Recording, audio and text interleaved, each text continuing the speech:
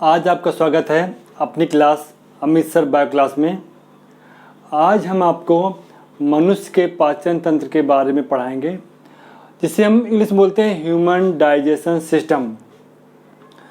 Digestion system पढ़ाने से पहले हम आपको कुछ बताना चाहेंगे कि हम खाना खाते हैं।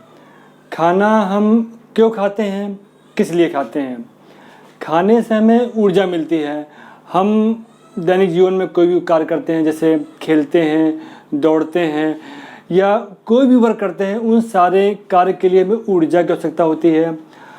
और अगर हम ये कोई भी वर्क ना करें फिर भी हमें ऊर्जा की आवश्यकता होती है, क्योंकि हमारे शरीर में बहुत सारी जैविक क्रियाएं होती हैं, जैसे हृदय का धड़कना, भोजन का पचना, श्वसन क्रिया। इन सभी कार्यों के लिए हमें ऊर्जा की आवश्यकता होती है। अब ये ऊर्जा हमें भोजन से मिलती है। तो हम आपको यहाँ पर मनुष्य के पाचन तंत्र के बारे में आपको संक्षिप्त तरीके से बताएंगे कि हमारे पाचन तंत्र में शामिल होने वाले कौन कौन से अंग हैं और कौन कौन से अंग क्या कार्य करते हैं। हम उन सभी अंगों के बारे में अलग अलग बताएंगे कि कौन कौन से अंग हमारे पाचन क्रिया में शामिल होते हैं। आप यहाँ पर देख रहे हैं, ये आपका फिगर बना हुआ है, ये मनुष्य का पाचन तंत्र है। इसमें कौन कौन से अंग शामिल हो रहे हैं वो सारे यहाँ पर बने हुए हैं, और यहाँ पर जो जो अंग शामिल हो रहे हैं सब लिखे हुए हैं। हम आपको एक एक अंग के बारे में बता रहे हैं। सबसे पहले फर्स्ट पॉइंट में लिखा हुआ मुख्य गुहिका, जिसे हम बोलते हैं बक्कल कैविटी। मुख्य गुहिका में आपका दांत पाए जाते हैं, आपकी जीभ पाई जाती है और लार ग्रंथियाँ पाई जाती हैं। लार ग्रंथियाँ हमारे लार का श्रावण करती हैं। लार चिकना होता है और इसमें एक एंजाइम पाया जाता है जिसे टाइलिन एंजाइम कहा जाता है। इसके बाद आपका आता है ग्रसनी। ग्रसनी मुख गुहिका के जस्ट पीछे लगी होती है और उसके नीचे पाया जाता है आपका ग्रासनाल। ग्रसनी से नीचे और आमाशय तक जो भी नली होती है इसको हम बोलते हैं ग्रासनाल, ऑसोफेगस बोलते हैं अंग्रेजी में। और इसके बाद आपका आ जाता है स्टमक, जिसे हम बोलते हैं आमाशय। और इसके बाद आपका है ग्रहणी, जिसे हम बोलते हैं ड्यूडेनियम। इसी ड्यूडेनियम में भोजन का मेन पाचन होता है। फिर इसके बाद आपका आता है यकृत, जिसे हम बोलते हैं लिवर। ये भी हमारे पाचन क्रिया में महत्वपूर्ण भूमिका निभाता है। और फिर ये आता है आपका अग्नाशय। इसके बाद आपका आता है छोटी आंत आती है। इसके बाद आपका आता है बड़ी आंत, जिसे इंग्लिश में बोलते हैं लार्ज इंटेस्टाइन। अब हम आपको ये चित्र में ले चलते हैं कि पाचन क्रिया कैसे होती है। हम आपको यहाँ पर संक्षिप्त तरीके से बताते हैं। सर्वप्रथम हमारा भोजन माउथ में पहुँचता है, मुख्य गुहिका में, जिसे बोलते हैं हम बक्कल कैविटी। इस बक्कल कैविटी में आपका दांत होते हैं और आपकी जीभ होती है और लार ग्रंथियाँ होती हैं। जब हमारा भोजन मुंह में पहुँचता है तो मुंह में पहुँचते ही हमारी जो लार ग्रंथियाँ होती हैं वो सक्रिय हो जाती हैं और लार का श्रवण करती हैं। लार हमारी चिकनी होती है और दांत हमारे भोजन को चबाते हैं। जीभ होती है, जीभ भोजन में लार मिलाने का काम करती है, जिससे हमारा भोजन की लुगदी बन जाती है और भोजन हमारा चिकना हो जाता है। वो चिकना भोजन ग्रसनी से आगे पहुँचने में, निगलने में आसानी हो जाती है।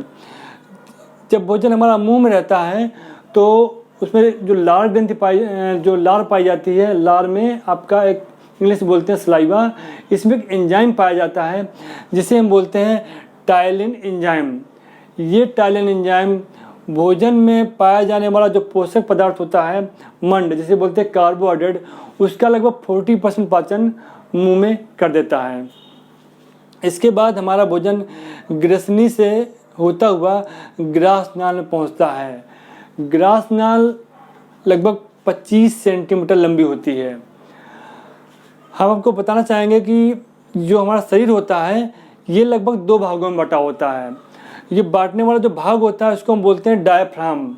इस डायफ्राम हमारे शरीर को 2 भागों में बांटता है डायफ्राम के ऊपरी भाग में आपका लंग्स पाए जाते हैं। लंग्स जो कि श्वसन क्रिया में सहायक होते हैं। वो आपका हृदय पाया जाता है जिसे हम बोलते हैं हार्ट बोलते हैं। और डायफ्राम के नीचे आपका ये आमाशय, liver, small intestine, large intestine और ये आपका पैनक्रियाज पाया जाता है। ग्रास नाल ड्यूडेनियम को भेजते हुए आपका आमाशय में जुड़ जाता है।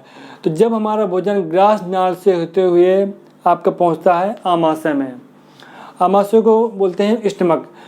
तो ये आहार नाल का सबसे बड़ा भाग होता है। इसके तीन भाग होते हैं। इसके ऊपरी भाग को बोलते हैं कार्डियक, बीच वाले भाग को बोलते हैं फंडिक और सबसे लास्ट भाग को बोलते हैं पाइलोरिक रीजन। इसमें आमाशय में जठर ग्रंथियां पाई जाती हैं जो पाचक रस का श्रवण करती हैं। जब हमारा भोजन आमाशय में पहुंचता है तो ये पाचक ग्रंथियां सक्रिय हो जाती हैं और पाचक रस का श्रवण करती हैं।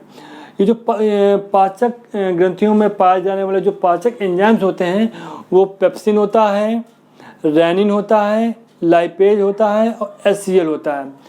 जो ये आपका पेप्सिन एंजाइम होता है ये आपके जो भोजन में पाई जाने वाली जो प्रोटीन होती है उसका पाचन करता है।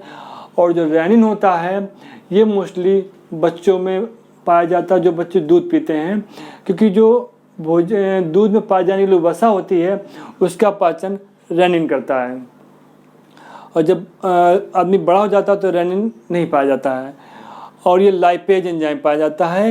ये लाइपेज एंजाइम हमारे भोजन में पाए जाने वाली वसा का पाचन करता है। और आपका इस जठर रस में आपका HCl भी पाया जाता है जिसे बोलते हैं हाइड्रोक्लोरिक अम्ल।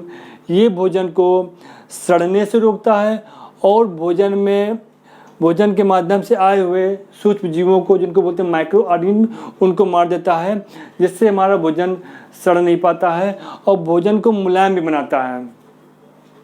और ये जो आमाशय होता है, आमाशय में क्रमाकुंचन गति होती है। जब पाचन क्रिया होती है तब क्रमाकुंचन गति होती है और भोजन लगभग इसमें 4 घंटे रुकता है। फिर जब भोजन का पाचन क्रिया हो जाती है आमाशय के अंदर, फिर हमारा भोजन आमाशय के जस्ट नीचे छोटी आंत जुड़ी होती है। छोटी आंत का जो शुरुआती भाग होता है इसको हम बोलते हैं ड्यूडेनियम, हिंदी में बोलते हैं ग्रहणी। भोजन का जो मेन पाचन होता है इसी ग्रहणी में होता है, क्योंकि इसी ग्रहणी में ऊपरी भाग में आप देख रहे हैं कि लीवर लगा होता है। इसको बोलते हैं यकृत। यकृत मनुष्य की सबसे बड़ी ग्रंथि पाई जाने वाली सबसे बड़ी ग्रंथि है। इसका वजन लगभग 1.5 किलोग्राम का होता है। इस यकृत में पित्त रस बनता है। ये यकृत पित्त रस का श्रवण करता है और इसके नीचे ही आपका गाल ब्लैडर लगा होता है। गाल ब्लैडर में पित्त रस का स्टोर होता है। ये जो पित्त रस होता है हमारे भोजन को क्षारी बनाता है और भोजन को सड़ने से रोकता है और भोजन में पाए जाने वाली वसा का पाचन करता है। वसा का इमल्सिफिकेशन करता है। वसा को वाटर सोल्यूबल कर देता है, पानी में घुलने लायक बना देता है, जिससे शरीर को वसा को पचाने में आसानी हो जाती है। और इसके बाद जैसे इसके नीचे आपका पैनक्रियाज लगा होता है। पैनक्रियाज आपका पत्ती के आकार का होता है। ये भी पाचक रस का श्रवण करता है और कुछ हार्मोन का भी श्रवण करता है। जो पैनक्रियाज में आपका पाचक रस में आपका ट्रिप्सिन स्रावित होता है, एमाइलेज स्रावित होता है और लाइपेज स्रावित होता है। जो ट्रिप्सिन एंजाइम होता है वो आपकी प्रोटीन का पाचन करता है। एमाइलेज एंजाइम जो पाया जाता है ये आपका कार्बोहाइड्रेट का पाचन करता है। और जो लाइपेज होता है वो आपकी भोजन में पाए जाने वाली वसा का पाचन करता है। और इसमें जो लैंगरहैंस की द्वीपिकाएँ होती हैं उनसे आपका इंसुलिन का श्रवण होता है और ग्लूकेगान का श्रवण होता है। इंसुलिन हमारे शरीर में भोजन में पाए जाने वाली जो शर्करा होती है, जिसे हम जो मीठा खाते हैं, उस शर्करा का पाचन करता है। और इसके बाद ये सारे पाचक रस आपके ग्रहणी में पहुंचते हैं, इधर से पित्त रस पहुंचता है, तो भोजन का मेन पाचन आपका ग्रहणी में हो जाता है। फिर इसके बाद हमारा भोजन छोटी आंत पहुंचता है। ये हमारे शरीर में पाई जाने वाली छोटी आंत 6.5 से 7 मीटर लंबी होती है। छोटी आंत बाहर से चिकनी और अंदर से खुरदरी होती है, क्योंकि छोटी आंत के अंदर भोज्य पदार्थों को चूसने के लिए चूसक लगे होते हैं जो भोजन को अवशोषित करते हैं। जो हमारी छोटी आंत होती है ये इसके 3 भाग होते हैं। पहला भाग होता है डिडोनियम, बी मध्य भाग होता है जेजुनम और लास्ट भाग होता है इलियम। तो छोटी आंत होती है, इसमें भी कुछ पाचक रस पाए जाते हैं। जो भोजन जो यहाँ पे आता है कुछ पच नहीं पाता है, जो बचा कुछ पचने के लिए रह जाता है, वो छोटी आंत में पाए जाने वाले पाचक रस उसे पचाते हैं। जैसे इसमें पाया जाना इरेप्सिन एंजाइम, जो भोजन आता है उसमें जो प्रोटीन कुछ पचने के लिए रह जाती है, अधपची रह जाती है, उसका पाचन कर देता है। और इसके बाद जो ये माल्टेज होता है, माल्टेज एंजाइम आपके माल्टोज को पचाता है। और लैक्टेज जो एंजाइम होता है ये लैक्टोज शुगर को पचाता है। और सुक्रेज जो एंजाइम होता है सुक्रोज जो शर्करा होती है उसका पाचन करता है। और लाइपेज एंजाइम जो वसा बचती है उसका पाचन कर देता है। कुल मिलाकर हमारी छोटी आंत होती है, भोजन का पूरी तरह पाचन हो जाता है। छोटी आंत में एक गति होती है जिसे हम बोलते हैं क्रमाकुंचन गति होती है। वो आंत इस प्रकार गति करती है जिससे हमारा भोजन आंत में आगे बढ़ता है। फिर धीरे धीरे भोजन हमारा छोटी आंत में बढ़ता हुआ हमारी बड़ी आंत पहुंचता है। ये हमारी जो बड़ी आंत होती है ये लगभग 1.5 मीटर लंबी होती है। बड़ी आंत में 3 भाग होते हैं। पहला भाग होता है सीकम, मध्य भाग होता है कोलन, आखिरी भाग होता है रेक्टम और लास्ट में पाया जाता है एनस पाया जाता है, जिसे हिंदी में बोलते हैं गुदा। जो बड़ी आंत का जो शुरुआती भाग होता है इसमें एक अवशेषी अंग के रूप में क्रम रूप परिशेषिका, जिसे इंग्लिश में बोलते हैं वर्मी फार्म अपेंडिक्स, पाई जाती है। ये हमारे शरीर में एक अवशेषी अंग के रूप में, इसका हमारे शरीर में पाचन में कोई योगदान नहीं है। इसका पहले जब आदि मानव थे उस समय इसका यूज़ था, क्योंकि आदि मानव कुछ भी लकड़ी घास पत्ती कुछ भी खा लेते थे तो उसमें सेलुलोज पाई जाती है। सेलुलोज आपकी लकड़ी में पाई जाती है। उस सेलुलोज को पचाने की क्षमता हमारे शरीर में नहीं होती है। ये पहले जब आदि मानव थे तब पचाती थी, लेकिन अब इसका कोई वर्क नहीं है। अब ये हमारे शरीर में एक अवशेषी अंग के रूप में है। फिर हम जो बड़ी आंत होती है शुरुआती भाग सीकम, तो हमारा भोजन छोटी आंत से होता हुआ आपका सीकम पहुंचता है। सीकम में भोजन में जो पानी होता है वो अवशोषित होता है। इसके बाद हमारा भोजन पहुंचता है सीकम के बाद कोलन में। कोलन में क्या होता है कि फूले हुए भाग होते हैं, मतलब फूली हुई आंत होती है बीच में, उसको बोलते हैं हास्टा बोलते हैं। फिर जो आखिरी भाग होता है रेक्टम और जो लास्ट में होता है एनस, जिसको बोलते हैं गुदाद्वार। फिर रेक्टम को बोलते हैं मलाशय। मलाशय में पूरा भोजन आके लास्ट में मतलब कि एकत्र होता है और फिर गुदा से निकल जाता है। इस प्रकार हमारे शरीर की पूरी पाचन क्रिया होती है। भोजन मुंह से पहुंचता है, लास्ट में एनस से निकल जाता है। और भोजन आपको पता है कि ऊर्जा, थोड़ा बताना चाहूँगा बीच में, कि जब हमारे छोटी आंत में भोजन अवशोषित होता है तो वो ब्लड से पहुंचकर हमारी सीधे सेल्स में पहुंच जाता है। और जो सेल्स होती है कोशिका, उसमें भोजन पहुंचता है। उसमें आपका पाया जाने वाला होता है माइटोकॉन्ड्रिया।